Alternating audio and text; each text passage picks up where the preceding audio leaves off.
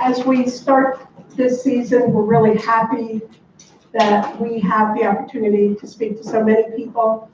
Our whole idea here at the Study Pro is that kids just need to learn how to learn. And one thing that really impacts them learning how to learn often is anxiety. So we're starting our year with looking at probably one of the biggest culprits to stopping the prefrontal cortex from being able to work and being able to set up the processes that help children understand what the steps of learning are. So you're sitting in our homework center. If you've been here before, you've heard about it. If you haven't been here before, welcome. This is where students work on their nightly work with an organized plan and structure in place so that they learn how to grow their independence.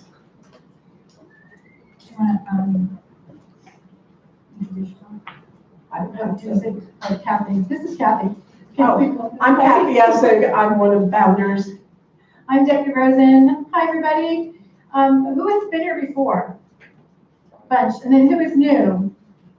Great. Welcome, everybody. As Kathy said, we're super excited.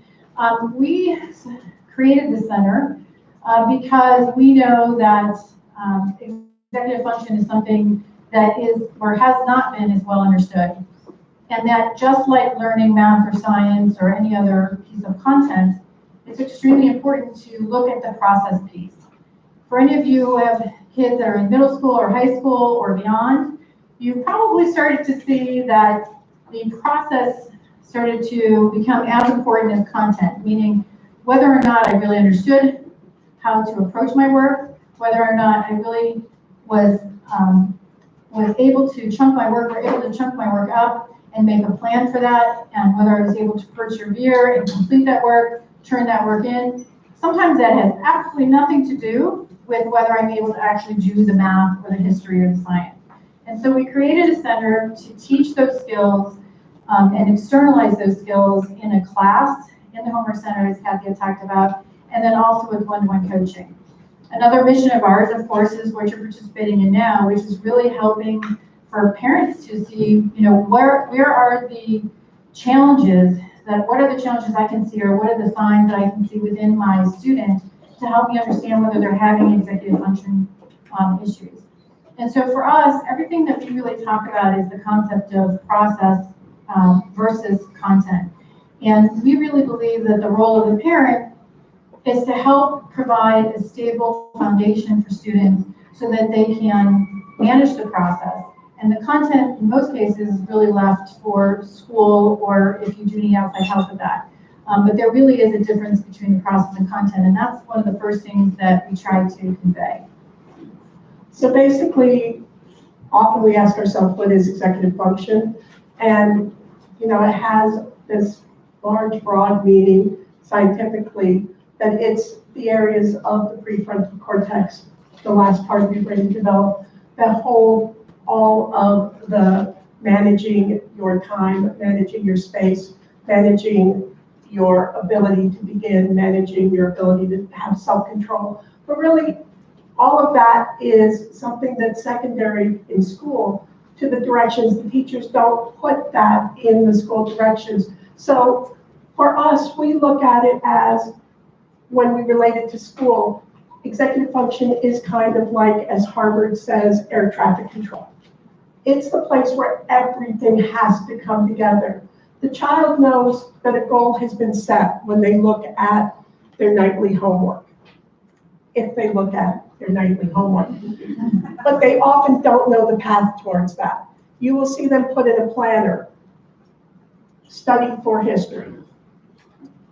What does that mean?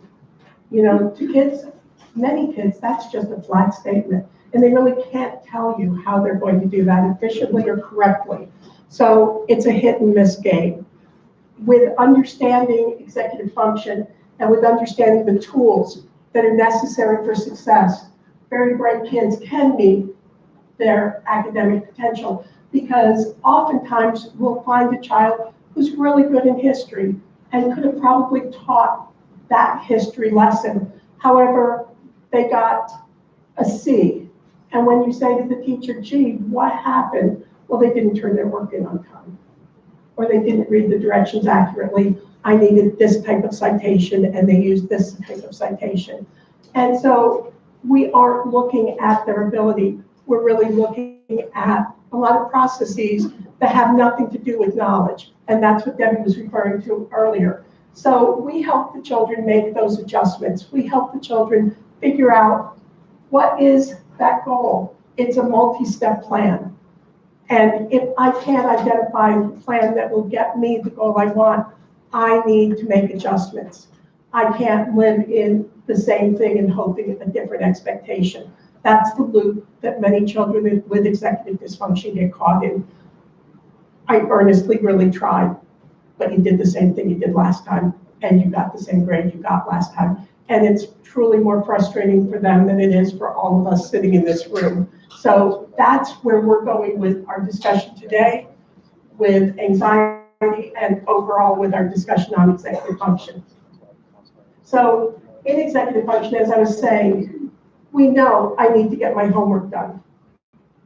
But also in our prefrontal cortex, as we get older, we'll know I have to plan to get my homework done, and I have to remember my plan in order to complete it. That's something to us as adults that seems like just natural, and that's why we become frustrated, but it's not natural to children because all of those processes really do come to a crescendo in their 20s.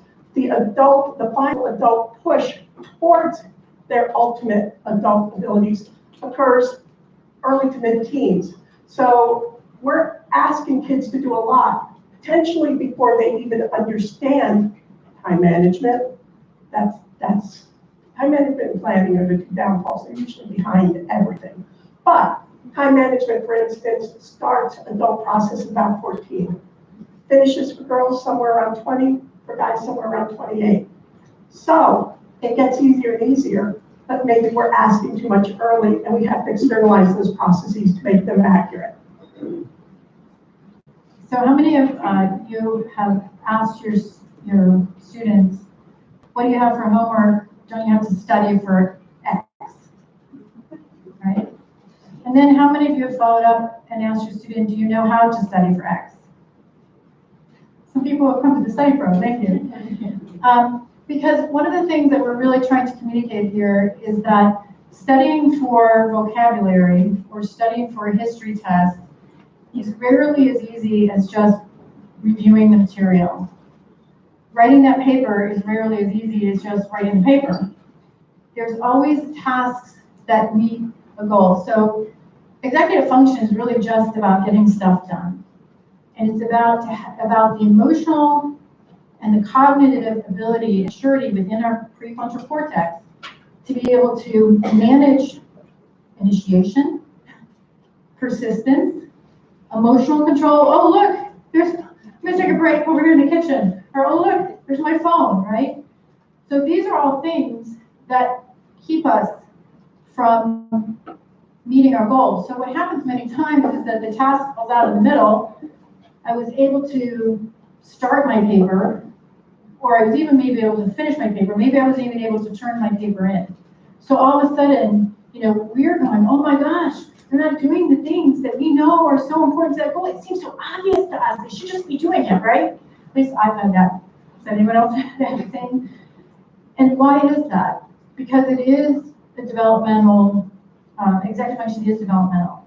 And so what we really try to do is to help students, and we believe it's important to help students to overcome this, I'll turn that, to overcome all of these issues with externalized type of approaches. So you probably witnessed some of this in your home. We all witness this in our home.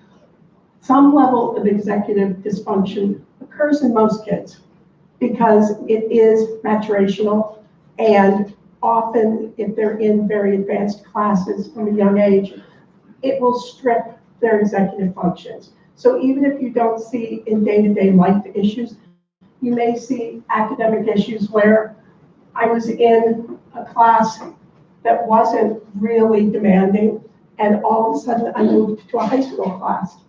And now all of a sudden I'm thinking everything takes 20 minutes, but really everything takes an hour and a half. And I haven't figured that out yet. Or I had problems getting started because I didn't realize I now have an hour and a half. I never even considered it. I always have had 20 minutes, so it's 20, 20, 20. I never really thought that I had to go in and talk to my teacher because I was in a class and my teacher knew me and my teacher liked me. And I think my 7 teachers liked me, but I never really even considered that I had to go ask, gee, why didn't that go so well? And so we start saying that there's a lot that has nothing at all to do with understanding of content, but how they manage the content and the people. And with that, often we start seeing things possibly get worse before they get better, because the child just really doesn't know what to do, doesn't know where to go, and in their frustration, they're not meeting their goals and they don't know how to. They're honestly saying, I don't know what to do. I really did study. Other people around them are saying, sure, because you're smart and the grade doesn't reflect that. And we're not considering what the grade actually does reflect. So this is a little bit of a precursor to our next month's Lunch and Learn, which is all about what can we do as parents to help our students with executive function. So obviously, these 3 points on how to help are not enough for everything we just said. Sometimes the resistance we have with our kids are we just don't need help. And then what do we do? Because they're I got it, Mom, I got it. And that leads in very much to what we're going to be hearing about today, which is when you have anxiety, right, we treat avoidance. Not to steal Dr. Dalton's thunder, but that was a quote from him from last time he was here. But there are a lot of things that we can do to help. One of the things that aren't really listed on the slide is really meeting kids where they are. Like really, really helping to notice their micro successes. You know, boy, I love how you read the directions on that before we got into that. I really like how you're reading 10 pages every day. What are the things that we're recognizing that are doing well, they're doing right? Because a lot of times in subjects that they're really interested in, they're doing those things. And also just meeting those students where they are and helping to make sure that they have a solid foundation of the time it takes for them to get their work done. When my daughter was in 4th grade, one of the first things we did, learned here at the Study Pro, is created a white space calendar. And that was just, let's sit down at Starbucks and put a calendar together for every single day. When are you busy and when are you not? And we discovered there was very little time to actually get homework done. And that's not setting her up for success. But the other thing that allowed her to do was to transfer responsibility of when she gets her homework done from me to her. And I know that that's 4th grade, she's in 6th grade now, but it's still, and we still can do that, I think, with middle school and high school students. So really making sure that we're focused on helping them with the process. What are the directions? Are there ways that I can help test you on those cards? Are there ways that you can put different vocabulary words on different color cards that are verbs that are nouns? The process piece, rather than just the content piece and making sure, did you get all those problems right? That's less important than making sure, you know what, why don't you, there's a Pomodoro method, why don't you take 20 minutes on, 5 minutes off, not to go check your phone. 20 minutes on, your reward is 5 minutes off. So there's a lot of things that we can do as parents to help kids with process that are struggling with this. And as I said, do you want to talk about this? So we're super excited. One of the things that I have hoped for the entire time we've been open and before was a planner that actually meets the needs of the children in planning. Is it back on? Well, if it's not, my voice is a mess anyway, so it's okay. This is our new planner. Lindsay and I worked on it for a good year, and it is exactly our structure. It starts each month with a month at a glance. It goes into a weekly white space calendar, which is essential for students to know, how am I going to plan? Where do I have to work? It's something that I felt is essential probably for about 20 years and have been doing it with kids probably for about 20 years. And the kids that take this on, actually, as they grow more and more independent, this is what we think of naturally we know they moved to that process when they stopped doing it, but most of them do it straight through college. And then here's our week at a glance. So this is where we would estimate our assignments. This is where we put everything down, but we do our long-term planning. We know where we're going to plan, and then we have our daily assignments. If your children don't have a planner and you would like one, we are now selling these. We have this year's available for everybody who is interested. And as I said, next month, tomorrow or Monday at the latest, we're going to have this up on Eventbrite, and we'll of course email it out to all of you, and we have your email addresses because you're here. Our very own Lindsay Toms is going to be really digging deep into those strategies we started talking about around how we can, as parents, help. She is the one who does professional development training. There are some flyers over here. If you know any professionals, teachers, others that are interested in how can we help in school and other environments, please pass that along. She's been very successful at offering it once a month, but she's also a co-chair amongst other things. And so Lindsay will be presenting next month for our Lunch and Learn. And then we do have all our courses up. But with that, okay, so why you came. I'm so thrilled that Dr. Dalton is back and has brought Dr. Reynolds with him. The Center for Anxiety and Behavioral Change has been pivotal in working with our children here in the Metro DC area, but both of them are known nationally for their work. The fabulous news that is happening now is they've opened a center over in the townhouses on Chainbridge. So they are also in Virginia, not just in Rockville. Dr. Dalton is a leading authority in anxiety and works with a lot of school refusal. He also speaks all over the place, I feel, for his family, because this is his passion, is helping us understand what's happening with our children. Dr. Reynolds has taken on clinical director here in McLean, and she has a plethora of technologies that she uses with kids, teens, and adults. So while we have been begging for people to come to Northern Virginia for a long time, we've gotten kind of the leading authorities in the field who have come, and we're so excited that they're with us today. So I will turn it over to Dr. Dalton and Dr. Reynolds.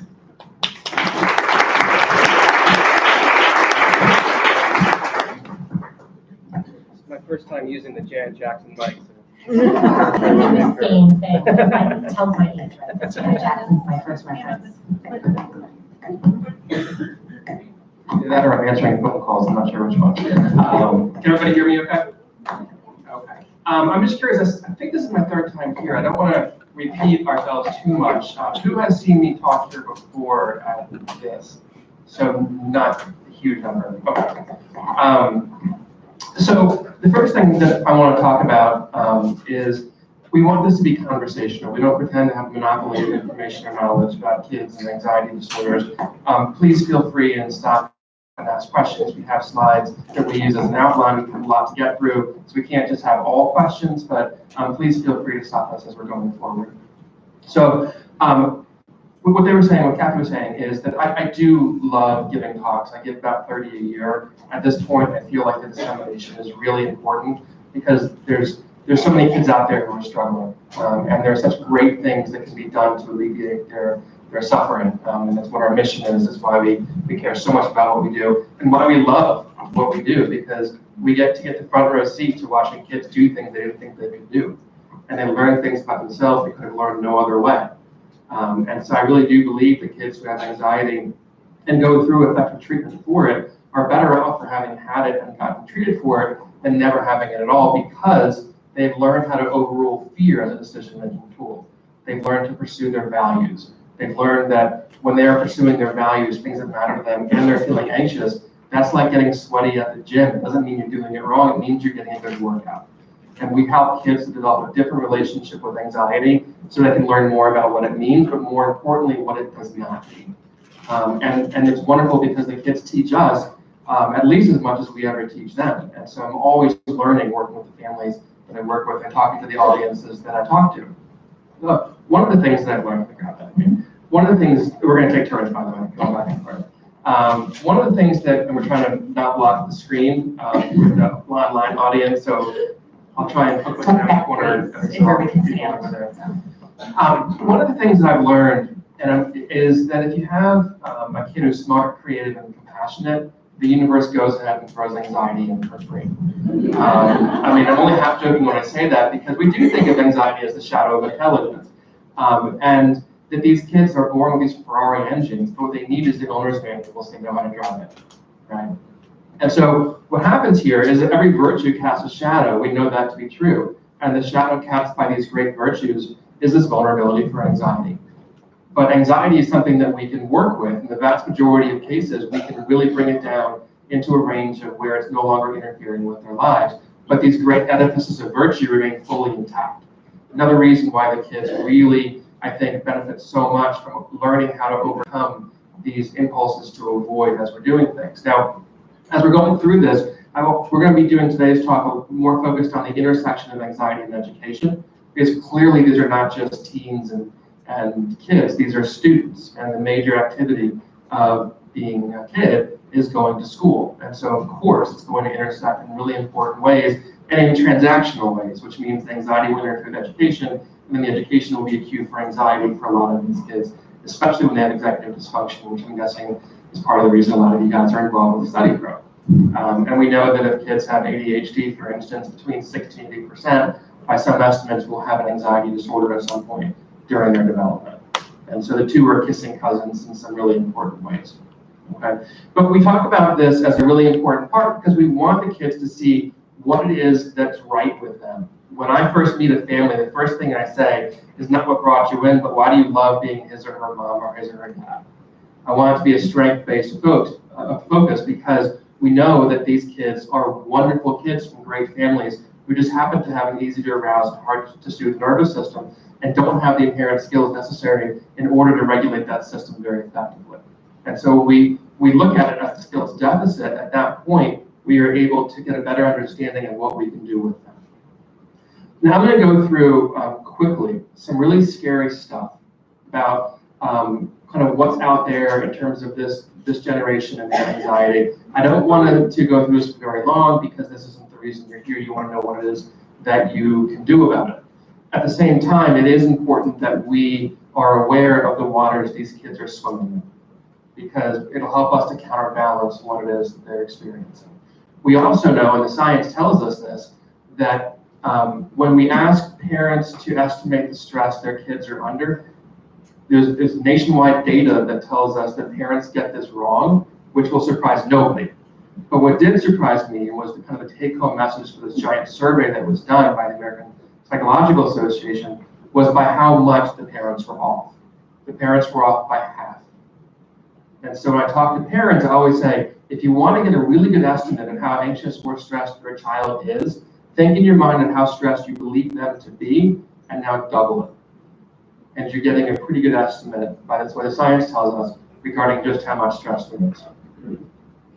So why do we care so much about anxiety? Well, it's the earliest age of onset of any of the categories of mental health disorders, so the median age of onset is 11. All that means is that you're going to have one during your lifetime, half will have it before the 11th birthday. Okay? It affects many, many people. 40 million American adults today have an anxiety disorder. It doesn't just stop when you turn 18, clearly. But about 32% will have an anxiety disorder before their 18th birthday. That's the national data on that. I think it's higher in this area. Right? We call it Montgomery County syndrome, but I think it travels very nicely down to Fairfax County. And it's worse for the girls. The girls, it's 38%, which is 10 times eating disorder rates, by the way. So girls, unfortunately, often in life have things harder. And that's another example of how it's harder for the girls. But the real reason why I give so many of these talks and why I care so much about this is that if someone has ADHD, 79% will receive treatment for that condition. If they have an anxiety disorder, it's less than 1 in 5. Okay? And it's so treatable. We have these wonderfully effective but tragically underutilized treatments, and kids are suffering when they don't need to. And that's, again, why this is part of our mission, is the dissemination of that knowledge. Now, what makes this even more scary is that of those 1 in 5, only a small percentage of those get evidence-based treatment that actually works. But they don't know that. The kids don't get better and they think it's they who don't work. They don't know that no one ever gave them a treatment that works. Okay? Again, why I do some of my professional trainings is that there are these great techniques that are exposure-based, which means going on offense against the anxiety rather than trying to play defense. And it's very effective in the vast majority of cases, but they're not used nearly enough. So the idea about anxiety disorders, I'm going to steal this from the National Organization for Anxiety, is that anxiety disorders are real, they are serious, but thank goodness they are treatable. And that's the most important thing.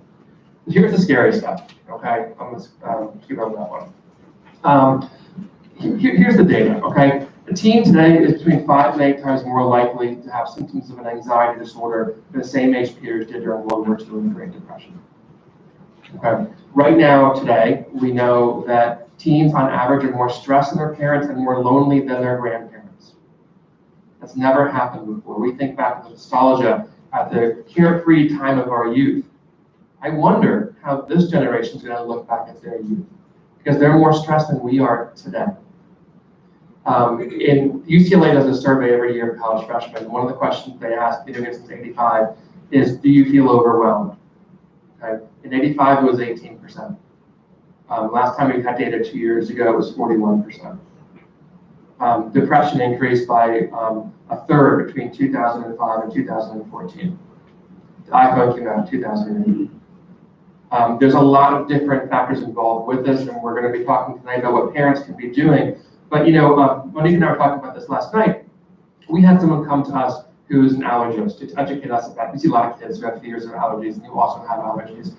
And so one of the questions that they asked is the question that I get asked a lot, which is, why is this getting worse? Why are there peanut allergies now? When we were kids, there was no peanut-free table. And what she said is that, well, a couple things are happening. Number one is we as a society are starting to use a lot more antibacterial soap and products, and we're not being exposed to the same kinds of ways to tune our immune system and to recognize what's a threat and what's not. And also as a field, the allergists were saying, don't give the kids these things during these windows because it's too dangerous. But that lack of exposure actually made them more vulnerable. And so we think about why are teens and kids today more anxious than they were when they didn't have food to eat during the Depression, or when they're going to be graduating and going to fight Nazis in Europe, right? Part of it, I think, is that parents now have the resources and the ability to snowplow in front of their kids to remove their struggles, to help them to not suffer. But struggle is the basis of evolution. Struggle is embedded with meaning. It's our best tutor that we'll ever have is trial and error.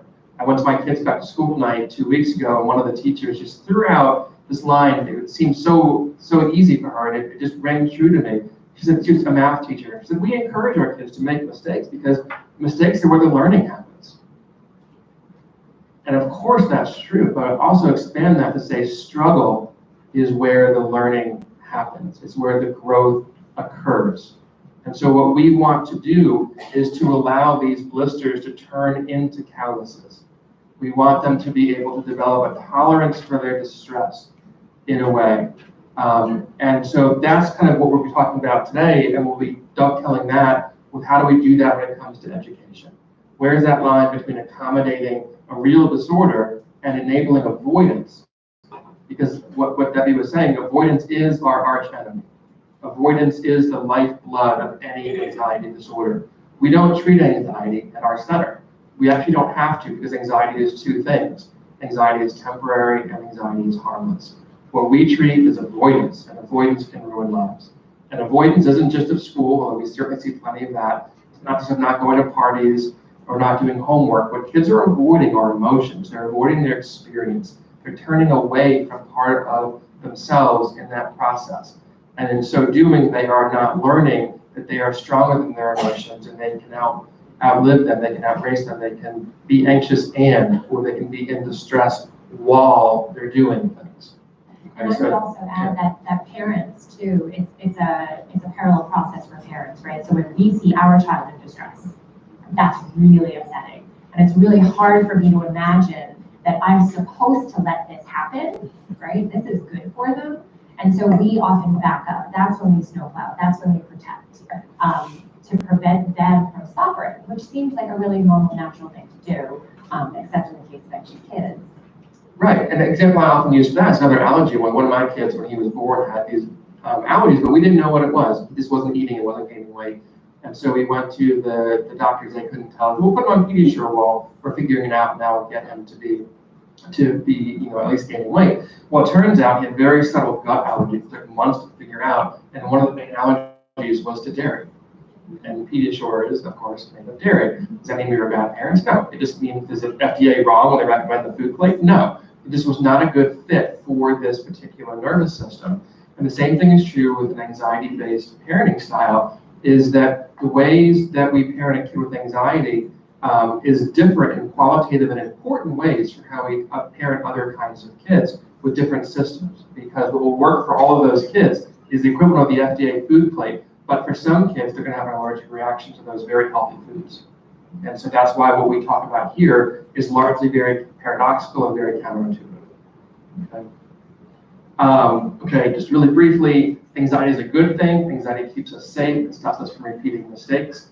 We don't want to get rid of it. Like pain, it's there for a reason. Evolution wants us to avoid things that make us sick, hurt, or scared. If it makes us sick enough, hurt enough, or scared enough, then we only need one trial to learn that. Those of you who've ever had food poisoning will know, right? You'll never want to eat that thing again. For a lot of us, for some reason, it involves tequila. I don't quite know why. What makes an anxiety disorder a disorder is not the intensity of the fear, it's the appropriateness of it for the situation. Okay, that's a critical thing. It's the equivalent of a false alarm. The fear is real, the danger is not. And you can never tell by the sound of your alarm if you burn your toes or the curtains are on fire. You can't tell by how nervous you are whether or not you're in danger. Okay? It's a really important concept.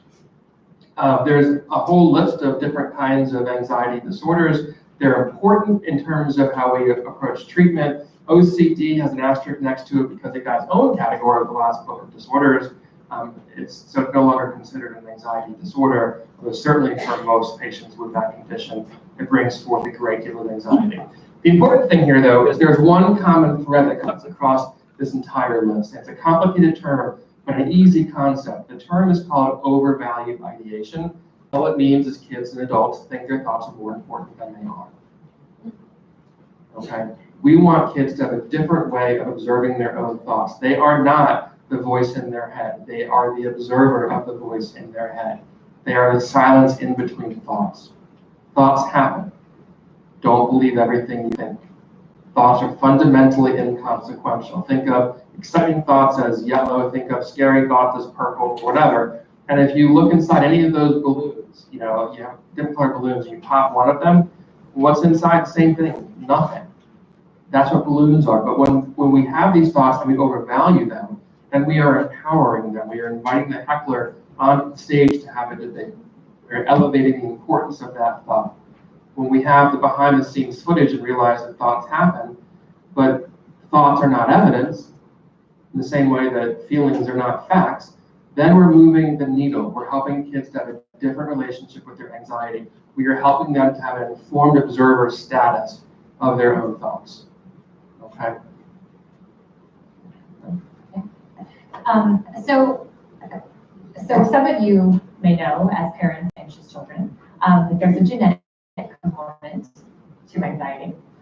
It's a pretty strong genetic component. There's also a biological component, sensitive nervous system, easy to arouse, hard to soothe. Learning, right? So if we've had an experience with peers, if we've had an experience at school where we were embarrassed or uncomfortable or in distress, that gets encoded in our brain, right? So all these things can factor into anxiety and lead to the development of anxiety. But what maintains it is what's happening in the current environment. And that's why parents are so important in anxiety. What happens after the experience of anxiety? What happens when the anxiety comes up? Do they avoid the situation? Are they assisted in getting out of a situation that felt uncomfortable? Are they supported as they kind of trudge through it, making those mistakes, but learning that inherently this is not a dangerous situation? So we're going to talk a lot about things that we can't affect, but there's a lot that we still can't affect, even if you have the genetics, the biological, and the learning experiences that factor into an anxiety disorder. I love talking about this as well. I love also talking about the prevention of anxiety disorders. I feel like my family is it's like a single case study in how to prevent anxiety disorders from turning into full-blown disorders. We've got the family history, the genetics, all of that. So prevention, for those of you who are here for a specific child, great. If you have other children, you kind of think they also need some of these skills, you're probably right. And you can use some of this as prevention as well. So one of the early markers of anxiety is something called behavioral inhibition. And really simply, it just means that in a new situation, new people, new environment, a child is more likely to withdraw or feel a lot of distress, right? So sometimes this shows up as not raising their hand in class, being really uncomfortable with a substitute, not wanting to go to a play date with a new classroom mate. And so that tendency, and it is kind of a temperament, right? It's a tendency, not a one-time thing, but it's a temperament thing where they're just really uncomfortable. You know, my 9-year-old would rather lay in bed under his cozy blanket all day than go anywhere, right? And so we're constantly pushing him to engage in new situations. Family history, social skills deficits. So that's something that starts to come up in older elementary school and middle school. So these kids don't necessarily have behavioral inhibition. There's not that temperamental anxiety underlying everything, but they are having experiences, often social experiences, where they're ineffective or they end up in a distressing situation. So kids with ADHD may have this, kids on the ASD spectrum may have situations like this where they did great as the class clown or, you know, being the funny kid for first, second, and third grade, but by the time you get to fourth, fifth, sixth grade, it's just not working anymore. And they're not deepening those friendships. They're not transitioning to the next level of friendship. And so then some anxiety starts to develop around friendships, relationships, the ability to communicate with peers and things like that. I say performance deficits too, because sometimes they know what they're supposed to do, right? It's not, I don't know what to do in this situation. I just can't do it, right? So the process versus the outcome that we talked about before. And then certainly learning differences. If there are, and we'll talk about this more, but if a child learns differently, if they are the last one to finish a test, if they always get pulled out to have extra help with something, right? That starts to become something that they remember. Why am I different? Why is this so hard for me? And that kind of back and forth distress in that situation can lead to the development of anxiety around school. So some protective skills, interpersonal effectiveness is a big one. If you have kids who know how to get their needs met through being assertive, not too aggressive, not too passive, even if they have behavioral inhibition, but they're able to still communicate and negotiate, those kinds of things, that can be really protecting. Emotion regulation is certainly really important, the ability to manage how we feel in a situation, the ability to regulate and inhibit behavior. So if somebody bumps into me, what's my threat appraisal? Did that person do it on purpose? Can I imagine that they did it, that it was an accident? If someone didn't talk to me, am I thinking it's because of me? So all of that plays into emotion regulation. I would add to that too, though, that there is emerging research that's being done. It looks at one construct that really is the kryptonite for anxiety across different research studies. It's a term called psychological flexibility. And what that means is that it's not turning away from your experience. It means learning that if you're lost in the woods, there's more than one way out. That there's more than one right answer to most of life's most important questions. Rigidity is a petri dish for anxiety to grow on. And the more flexible we can be with kids and teach them this concept of psychological flexibility, it allows them to shift their attention to different things, to realize their first thought is like that kid in class who raises his hand, ooh, and the teacher hasn't even asked the full question yet. Does that kid have the right answer? Well, often not, because it's almost always a he, hasn't, hasn't even heard the full question being asked. And so we want the kids to recognize their first thought is just that, it's their first thought. And being first in line does not make it more accurate. Okay? And so we'll teach kids flexibility. We'll talk about palm tree thinking, that the palm tree is hard to blow over in a hurricane because it's flexible. Flexibility is strength, right? We want the kids to be able to realize that even when it comes to anxiety, they don't need to fight against it. I want them to deal with the anxiety in the same way the palm tree deals with the wind. Because it doesn't fight against the wind, it has no need to. It can simply go with it, bend, be flexible, and then come back. For the younger kids that we work with, we'll do it more experientially. I'll say, be an oak tree, and like walk like this, and I'll stand next to my couch, and I'll put one finger and I'll push their shoulder, and of course they tip right over.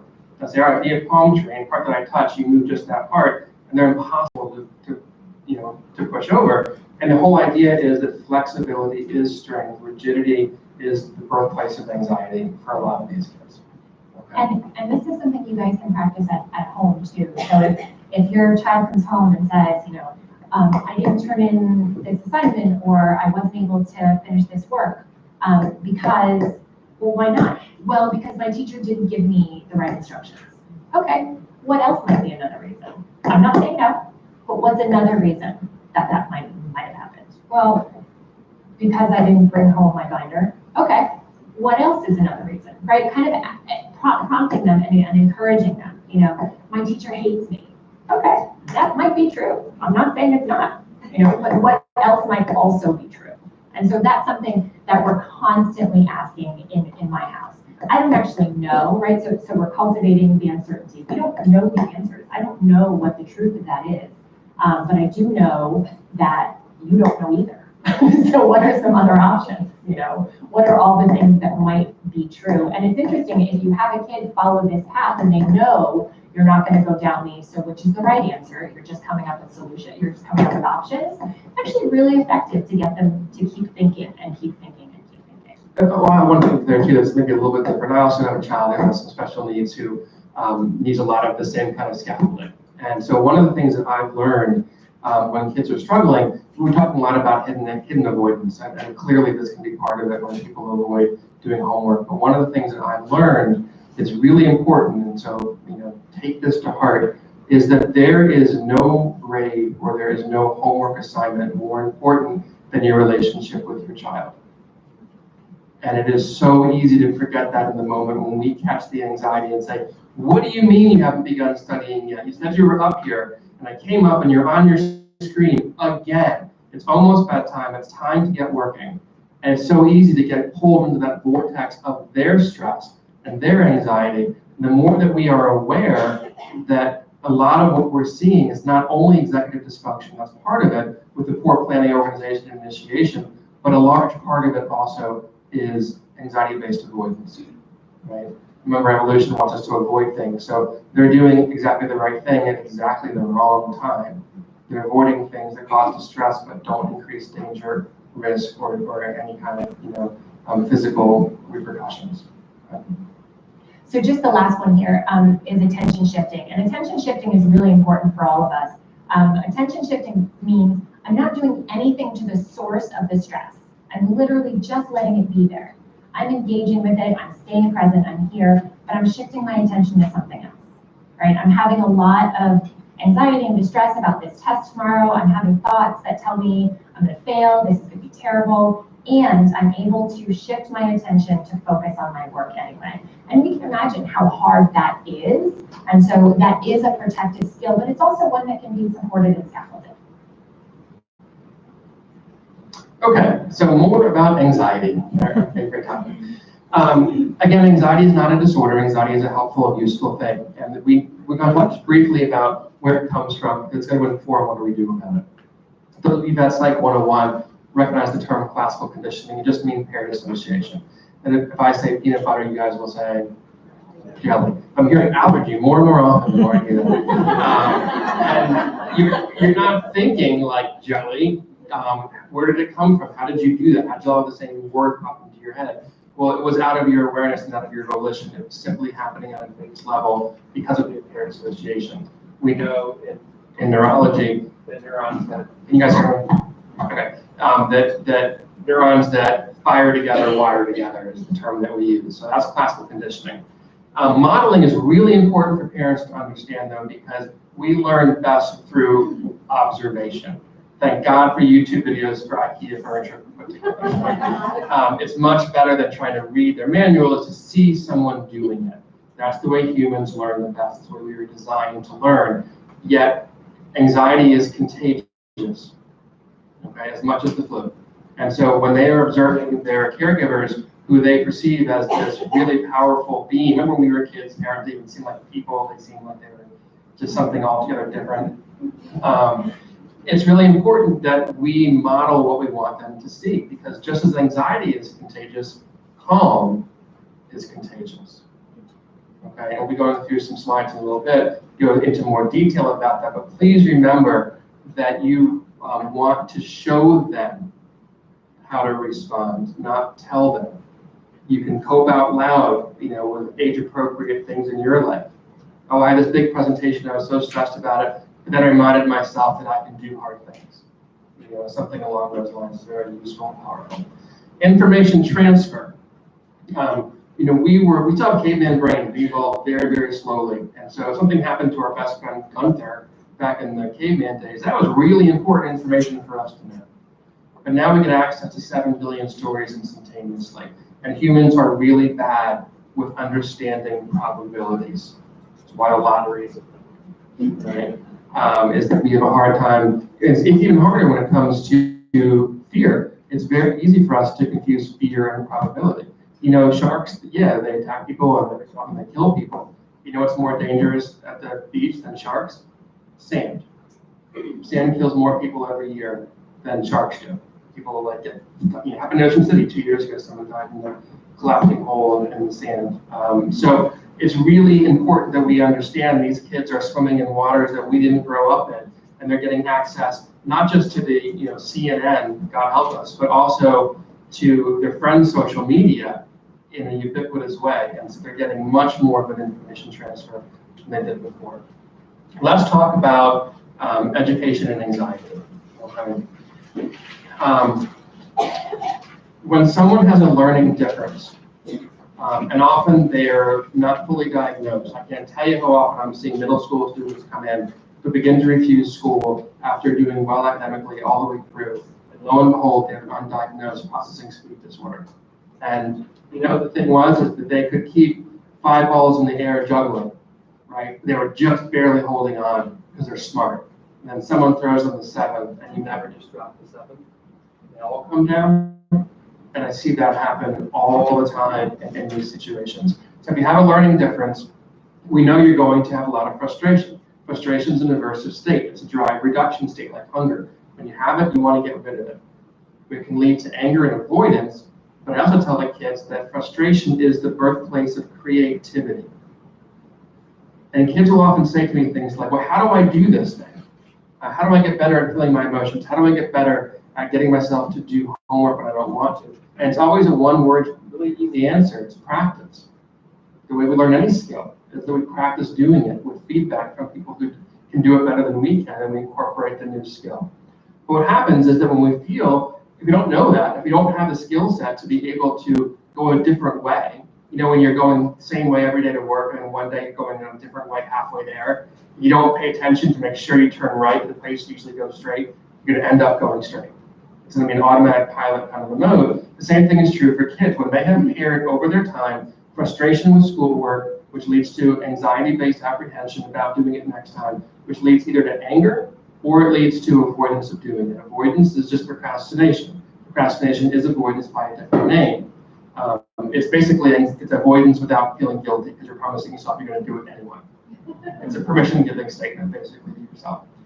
And so what happens is that we get this feedback loop where the kids with poor executive functioning, they very well mean to get it done, but then somehow it doesn't happen, and they get this buildup of accumulated work. They have terrible stress. They don't have the skill set, and even neurologically, with their underpinning to know what to do about it and how to extricate themselves from that situation. Okay, and then it just leads to this cycle of avoidance. Avoidance, we sniff it out. That's our job, is we want to look for the constellation of avoided situations or activities. And we want to see that constellation as leaves and branches on a tree. Our job is to understand the trunk that ties them together. Why are they using avoidance as a means of dealing with this? What are the functions of that? It probably is just going to make them feel better right now. We want to teach these kids that, yes, there are things that we can do that feel good, but those things often don't live well. And it's a really important distinction. One is has a present bias. How I feel right now is more important than how I'll feel tomorrow or next week or next year. Another one is living well has a more holistic 5,000-foot view. We're better able to take care of our future selves. The term we often use for the younger kids. What can you do to take care of the future you? It's a really important concept for these kids to understand. But I mentioned it was transactional. And so while we are anxious, we are not available to use all of our resources cognitively that we would if we were not anxious. We don't do, who among us makes the best choices when they're scared? Right? Nobody. No one makes the best decisions when they're upset of any variety. We're in the wrong gear during that place. So again, evolution wants us to prioritize threat cues. It wants us to pay attention to things that might be dangerous. I told you guys, there was a poisonous snake out loose in here, but it probably won't bite anybody. It's very friendly. And all eyes up here, you probably would not hear a single thing I said the rest of the time. Especially if I put like a little rattle, somewhere behind there. I have a lot of fun in my job because we get to do exposure therapy and things that scare people. I can tell you stories. We get very creative in ways to scare us. So part of it is that our working memory is compromised. Those of you who don't know what working memory is, if I ask you for your phone number and you give it back to me, that's your long-term memory. If I give you mine, ask you to tell it back to me, that's short-term memory. If I ask you for yours backwards, that's working memory. Okay, it's really hard to do that when we're in an anxiously aroused state. And the thing that I talk to my kids about, and I say, what do you wish that people knew what it's like about being you that they don't know? And almost to a one, they say how exhausting it is to be me. When we're in a state of chronic anxious arousal, we're hypervigilant. It's exhausting to always be on the lookout for danger. Kids will often say it's like having 2 full-time jobs. Right? Those of us who have ever been to a funeral, we've done nothing physically exerting the entire day, but by the end of the day, what do we say? I'm so drained. Right? We're exhausted because of what we are trying to do that day emotionally. This is the way I talk to kids about it. Okay, this is a screen capture from a YouTube video, and she does jump, picture 4 or 5 times to convince her legs to do it, but she eventually does and she lives. But if you're in that place, right, you're next in line, someone's trying to teach you how to conjugate a verb or how to do something in algebra or calculus that's really hard, you will not be able to hear a word they say. That's not because you don't care, it's because your brain can't, it's not prioritizing it in that way. Okay? And so the feedback loop continues. The more that you can't process information, the further you get behind in the class. And the further you get behind, the more anxious you are, the less you want to be there because you get called on and you won't know what to say. So we look for avoidance, and avoidance can be not doing homework, certainly. It can absolutely be not going to school, which we see every single day of the week. But it can be not raising your hand, not taking an emotional risk, not taking an intellectual risk, taking the safe route, reading an easier book for the book report, not asking someone to homecoming. It can come out in all kinds of different ways, but avoidance is our enemy. That is what we're trying always to get rid of. Okay. Briefly, we'll just talk about different things that we see. Panic attacks they can happen with any kind of anxiety disorder. We often see it in teens. It leads to immediate urge to avoid. And so think for a second about what it would be like if you had a panic attack on the Bay Bridge, right? And how much you'd not want to cross that bridge again. Well, imagine it happens to you in a school environment, right? Okay, just briefly, we have a lot to cover. Here's the data about the different LDs. If somebody has a specific learning disability, almost 30% have a current diagnosis of an anxiety disorder. If it's a non-specific, it's about 16%. And ADHD, this is current, not lifetime, it's almost 40% currently having an anxiety disorder. So the population that is being seen and treated, but assisted here in Study Pro, 40% of them are likely going to have right now an anxiety disorder. So we've already covered most of that. Just the major vulnerable times that we see a lot of are going into 6th grade and going into 9th grade. Yeah, and that makes sense, right?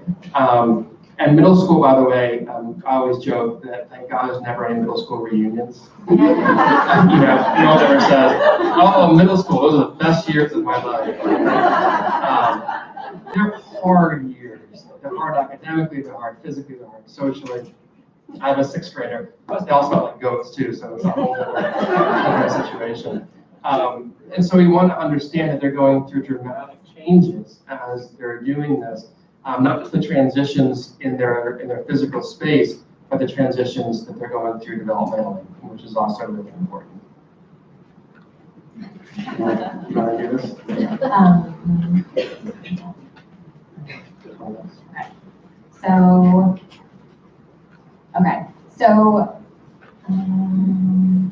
So some signs and symptoms that you might see, we've talked about some of these. A lot of times anxiety can appear oppositional, right? And so if you have someone who's real irritable, if someone who, you say, hey, have you done your homework? And they're like, leave me alone, right? That is if it is out of character, odds are that is anxiety, We see a lot of perfectionism. I tell everyone that there's an epidemic of imagined homelessness in my office, where, if I don't get A's in this class, then I'm not going to get into a good high school. And if I don't get into a good high school, I'm not going to get into a good college. And if I don't get into a good college, I'm not going to have a good job, and then I'm going to be homeless. You just lived like 20 years of your life in a span of 10 seconds, right? And so lots of perfectionism, lots of fatigue, increased absenteeism. We all know this kind of curve. We all need some stress, some anxiety, a little bit is beneficial, a lot, and you break down into anxiety, panic attacks, anger, and burnout. So in school, a lot of times we see avoidance that looks like finishing work but not handing it in. It wasn't going to be good enough, right? I wasn't happy with the product I finished. I needed to keep working on it. The morning that there's a test or a presentation or a homework due, they all of a sudden have a stomach ache or a headache. And they really do. I mean, there is a real physiological mind-body connection. They are not necessarily lying about a stomach ache. It's just that the stomach ache is not because of a contagious virus. It's because of the stress of having something that they don't feel prepared to handle. Mental health days. So if a child is saying, I need a mental health day, that's a really good sign that they cannot handle the load that they have on a regular basis, right? In our culture, we do a lot of binging of relaxation and self-care, where we'll drive ourselves crazy and then, but I'll take a weekend or a night out with my girlfriends, or, and consider that stress management or self-care. And it's not. It's what do we do to help ourselves be prepared to handle the load that we carry every day. And if you're a kid who's asking for mental health days, odds are they do not have the right self-care in place to handle the load they carry every day. Sometimes it shows up as minimum effort, low motivation. I hear a lot of well, he just doesn't care, or she just doesn't care. They care. It's the, if every time you got near a certain object, you have this terrible panicky feeling, you'd want to stay away from it too. I would tell parents that every kid is as successful as he or she knows how to be. Just like every parent is as successful as they know how to be in parenting that child. And so when we're seeing someone saying, I'm not invested in this, I don't care about doing this, we want to really understand what's actually going on there. Why would someone not care about doing something that would help them in these ways? It doesn't make sense. Doesn't make sense. That's really something to look at very carefully and to better understand the layer right below the behavior. And then certainly procrastination. We've talked about silence. The kids who are silent are not being noticed in the classroom, but that is as much of a red flag as the kid who's acting out or not turning in homework or being aggressive with peers. I'll take this one. So, years ago, I couldn't understand. We would have these kids, we give them opportunity for treatment to get rid of their anxiety, or at least to really bring it down considerably, and they would be at best ambivalent about doing it. And it drove me crazy. And I'm sure it drives parents crazy too. It drives me crazy as a parent when you're like, no, here's how to do it. And they don't follow. And then one day I was watching the Katrina aftermath, and there was this guy in a tree, and he was a foot above this raging water. And it was like a vibrating zoom lens, but you could see the Coast Guard guy come down in the bucket from the helicopter, and he reaches out to the guy. Now that guy in the tree knows he's in need of rescue, and where he is not tenable in the long term. And the guy's reaching out, he knows he's there to help. But imagine for a second the courage it takes to loosen your grip on the tree. And as soon as I saw that, I got it. That's what's happening with so many of these kids, is that they know where they are is not where they want to be, but it's better than where they think they will be without it. It's really hard to loosen your grip from what you know, from old habits, from old behaviors, because they often have the illusion it's been protected. We know it's not. We know it impedes cognitive performance, but the kids often don't get that, and they think this pendulum swing is going to happen, that if I don't do all of these things the right way, then I'm going to go the other 180 degrees and end up homeless, and which I hear a lot about too.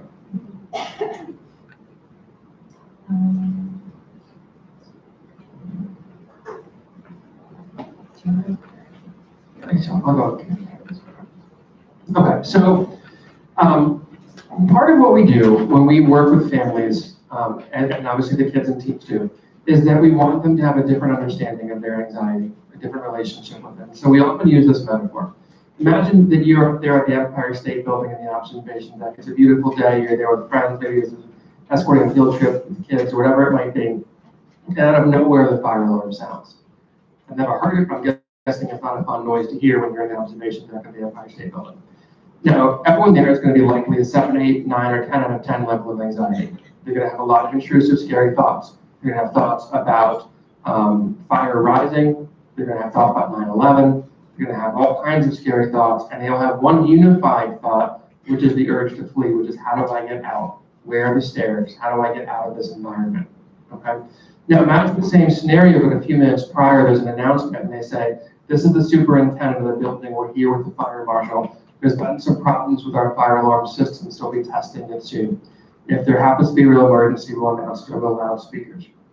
So you shrug your shoulders, you go about your day, you've kind of forgotten about it. 17 minutes goes by, and the alarm sounds. It's still gonna make you jump out of your skin. If you're working in the building, you won't get a lot done while it's going off. And if you're torched, it'll be really irritating annoyance going off while you're there. But you will not have that kicked in the gut urge to flee. And this is the important thing. It's not any difference in the alarm. The alarm is identical. The only difference is in what you think the alarm means, but more importantly, what you think it does not mean. When it comes to anxiety, we cannot turn these kids' alarms off. There's no off switch. We can help them to think differently about what that alarm means, but more importantly, what it does not mean. We want to turn that alarm into an irritating and annoying false alarm giving you no actionable information. It's an inconsequential, frustrating activity that you'd rather not have, but it's not a catastrophe, and it does not mean that you need to change what it is that you're doing. We can lean into the distress. We can overrule the urge to avoid or escape because we have values higher than our comfort. And that's a really important concept for these kids to understand. And this is step one of that process, is understanding from an observational standpoint your own anxiety in a fundamentally different way. And when you think differently about the alarm, your experience of it changes profoundly. Okay, any questions about that? That makes sense to everybody? Okay. Our brains are easy to confuse. We can sit in a scary movie in a theater and we can know that we're watching, a new flick from The Conjuring or something, and yet still will jump out of our skins. Our palms will get sweaty, our heart will race, because our brains are thinking that we're there with the protagonist. And so if we see somebody acting anxious on the screen, we're going to feel anxiety because our mirror neurons are going to light up like a Christmas tree.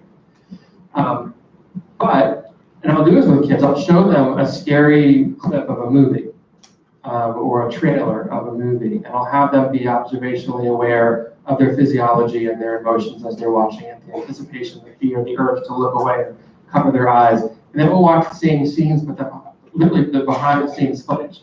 You can see them like pushing carts and holding mics and saying cut. And no one's ever scared when they're watching those clips. They're actually funny. And the only difference is literally the perspective of the camera. You are seeing the context in which this is happening. We want the kids to have the behind the scenes footage to their own scary thoughts. One of the ways we do that is that we teach kids to say things like, in this moment, I'm having a scary thought that I won't do well on my test tomorrow. In this moment, I'm having a scary thought my mom might have been in a car accident. That's a way to kind of remind yourself you're only watching a scary movie or listening to a scary story. They're not evidence. Okay, and again, that wider perspective, realizing what's happening right now, the only thing that's true is the presence of a scary thought. That is really, again, really important for the kids to understand and to be able to get the behind the scenes footage of their own scary thoughts. And that's another take home that you guys can model, right? I'm having a thought that my presentation is not going to go well. I'm having the thought that I haven't heard from your dad yet, and that's, I'm having a feeling of stress with that, right? So naming it as what it is instead of saying, what happened to your father? I haven't heard from him. He's not home yet. What's going on, right? So kind of acting as the observer yourself and modeling that. And then, we use like a lot of metaphors because it sticks with people, for longer periods of time. We talk about this, that your thoughts are the window through which you see the world, right? Thoughts matter. They're very important. Their appraisal is where the distress comes from. And so we can't choose the events in our life and influence them, but we can never control them. But we can choose to think we can choose to think differently about the events in our lives. We can choose to be able to have a meta level where we're observing our own thoughts. So you guys have the slides, but coping cards are immediately transferable to your home life. These are things that kids can use to be their own coach, to be able to talk themselves through things. And if you'll notice, none of these are reasons why they should not be afraid. Okay, none of this is self-reassurance, because reassurance paradoxically reinforces the anxiety and strengthens it over time. Okay, these are reasons to persevere in the presence of anxiety. These are reasons to not use avoidance as a means of coping with it. I think about the first time that our toes were on the high dive and we're curled over looking down the side. We really want to jump, we're terrified to. What would you tell yourself in that moment? And there you have coping cards. Right? I know I can do it even if I'm scared. Scary thoughts can't hurt me. Doesn't mean they're not true. It just means that we don't have any information about their truth. It's like someone saying, what's the weather tomorrow? And you say Tuesday. It doesn't give you any more information or knowledge. There's a question over here. I just want to ask you to reiterate what you said. You transformed it in my notes. You can't control your thoughts, but you choose. So you can't control the events in your life, and thoughts happen, which is true. Thoughts are going to pop into your head. The difference is how do we create a space between the thought and the appraisal of the thought is important.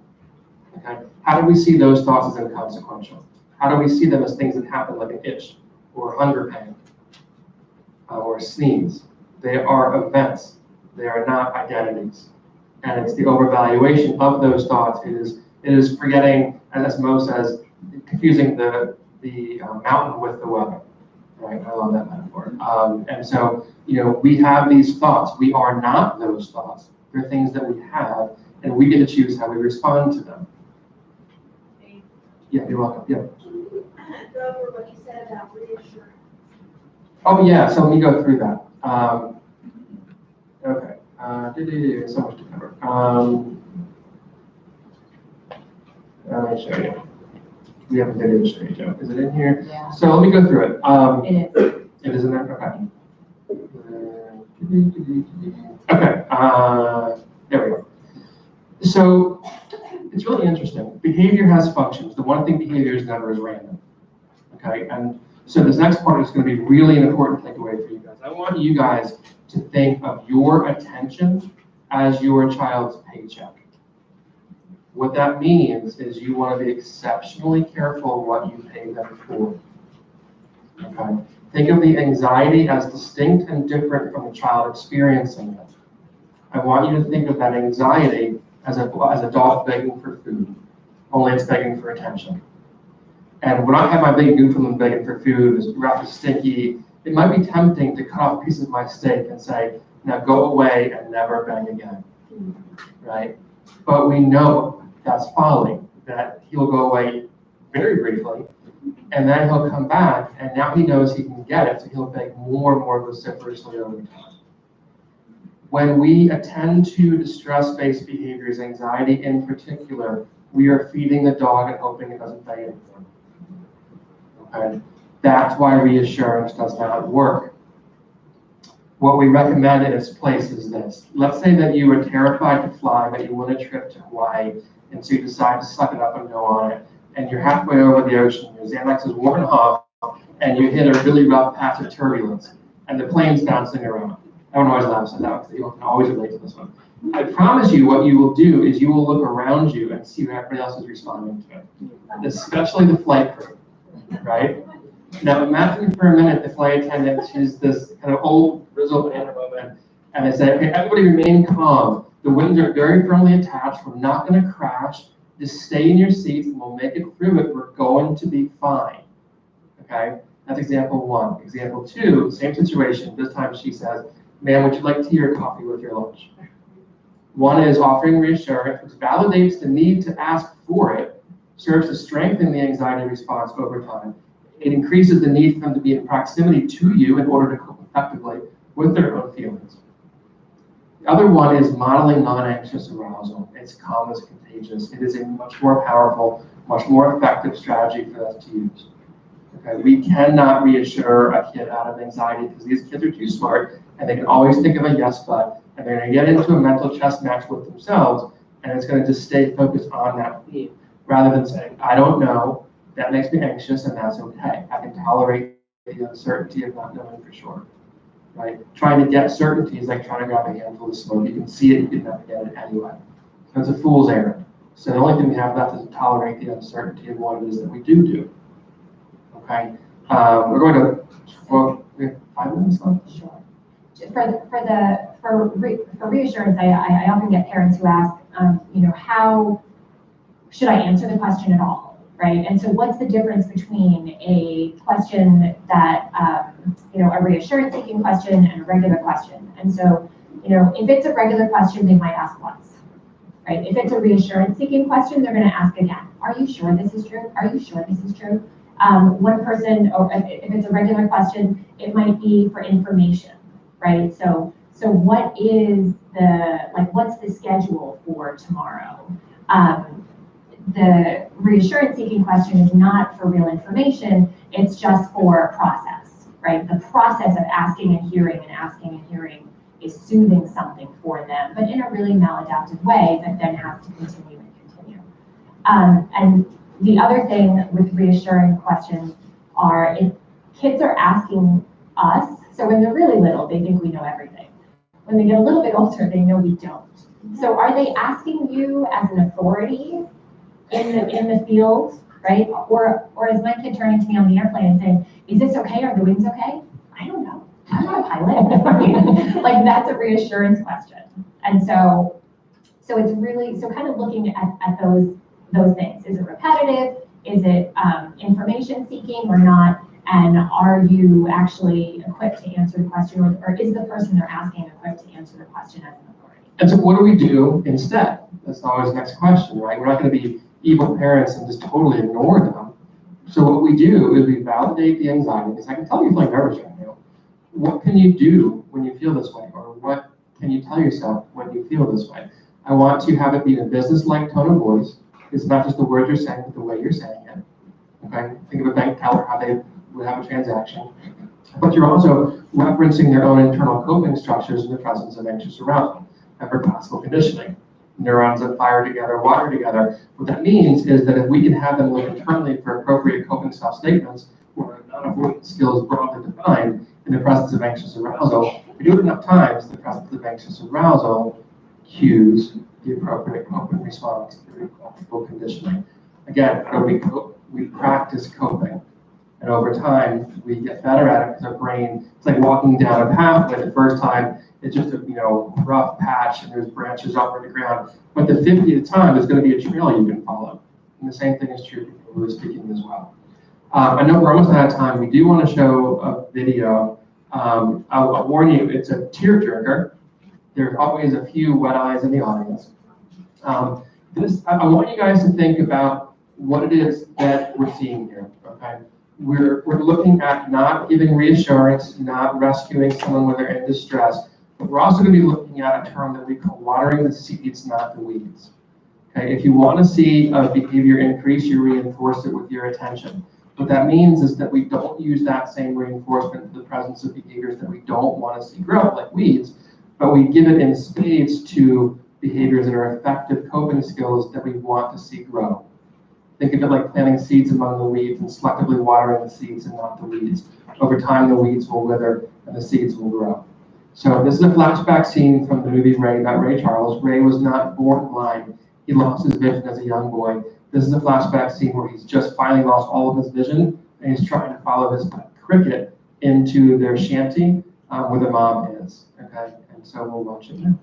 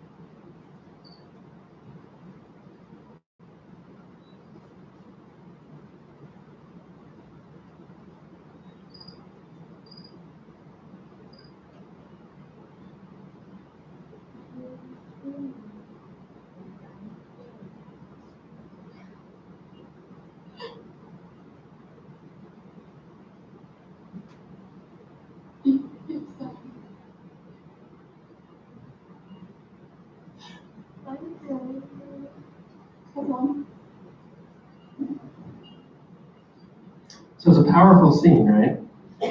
And if we think about what was happening there, imagine the strength it took for the mom to not go over and pick Ray up and hug him and to walk him across the room and tell him it's going to be okay. Right? Imagine this, just the courage it took and the self-awareness it takes to do that. But when she didn't, what did Ray do? The only thing he could is he got up and he brushed himself off and he found ways to compensate for his blindness. And that was a metaphor for the way he was raised, obviously. And it was a way to become self-efficacious, to be able to know that you can handle hard things. And that's knowledge you only get by doing hard things and seeing yourself accomplish them, or to not give up when you reach a hard time and move forward in that way. Okay. I know that we want to leave time for questions, so, okay. So, yeah, so why don't we always, okay, stop there. Okay. Open it up for questions. I have a 2 o'clock patient, so can't stay terribly long. It's in the wrong place. But you can say a little bit more. Yeah, I can say a little more.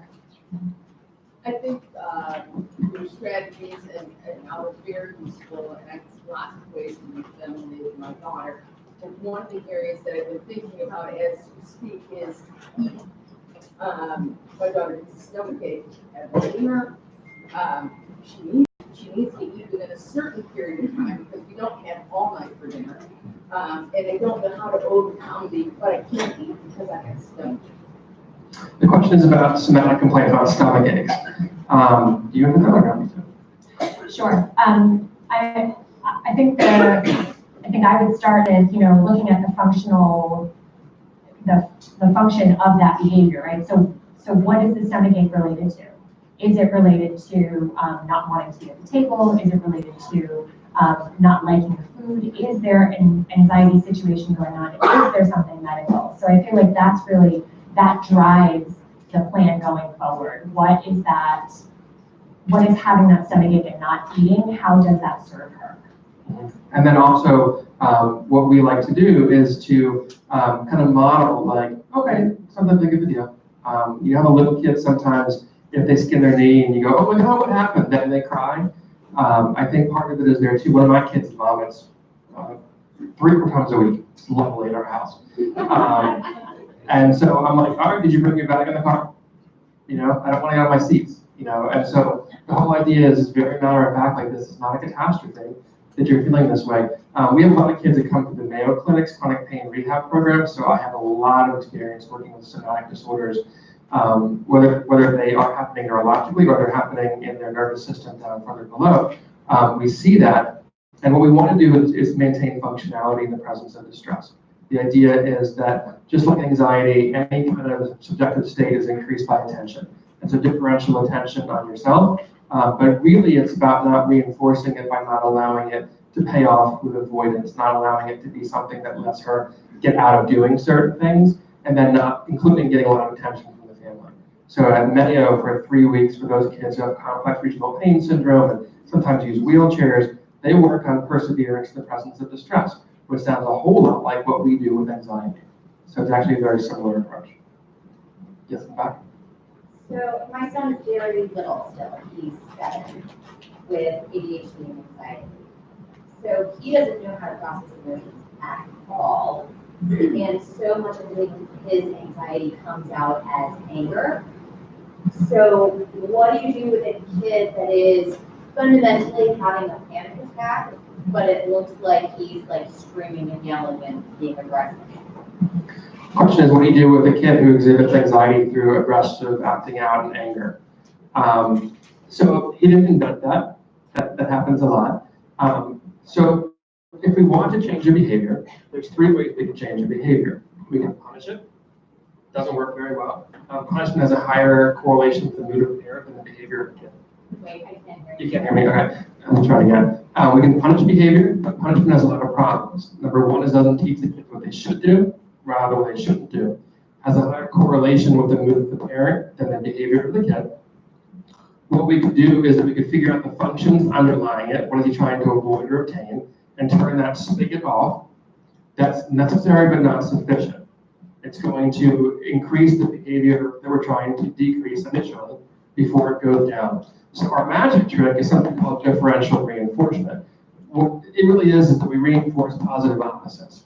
So for your 7-year-old, without meeting him, what I would say is, okay, what are incompatible positive behaviors? What are things he can't do? One thing he couldn't do is express emotions appropriately. He can't use I feel sentences when he's doing that in a healthier way.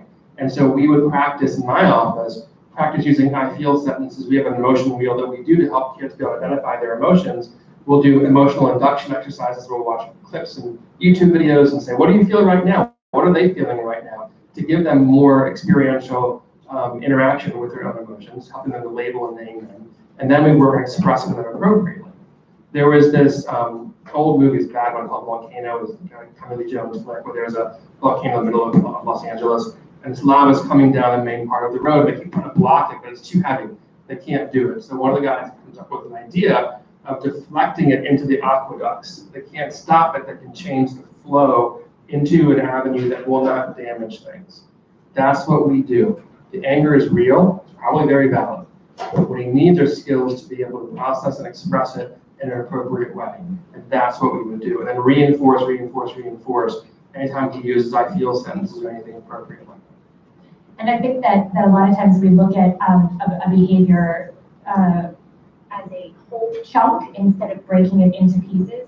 So if the child is really being disruptive and they're able to, if you show them a feelings wheel or an emotions chart, and they're able to and say, okay, so just name it, and they're able to name it, awesome, that's a great job. Now it's really hard in a moment where your kid is being disruptive to follow up with anything being awesome. You don't want to say that, you just want them to stop. But it's really important to break it down into the task chunks and reinforce anything that's a little bit closer to what they should be doing.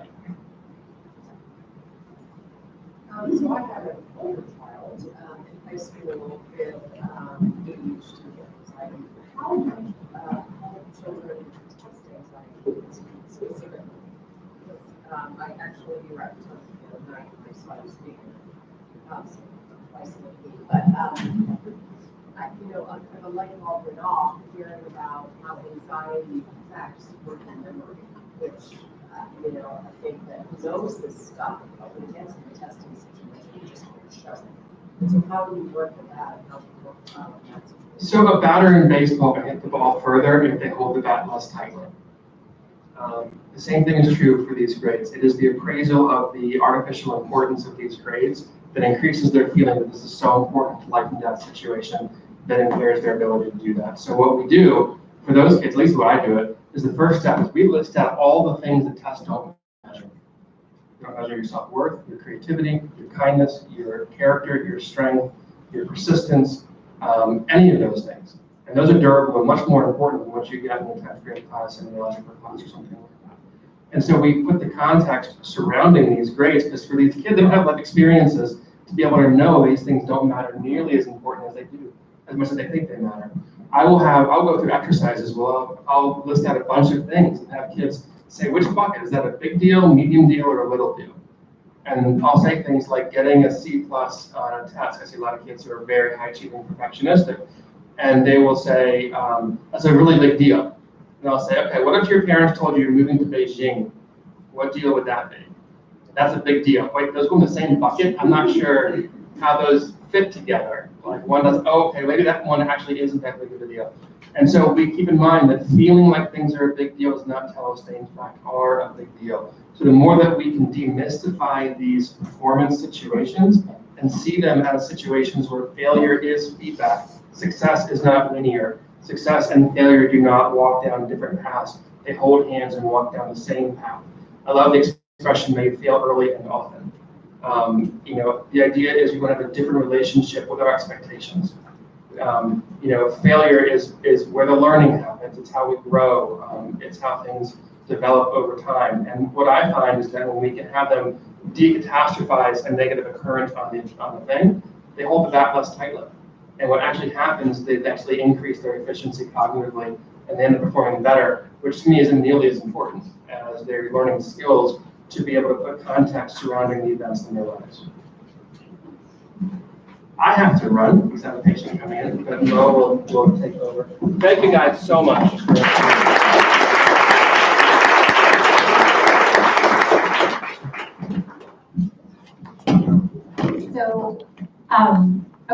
So I'm not sure what the best way to go forward is. I'm happy to stay and do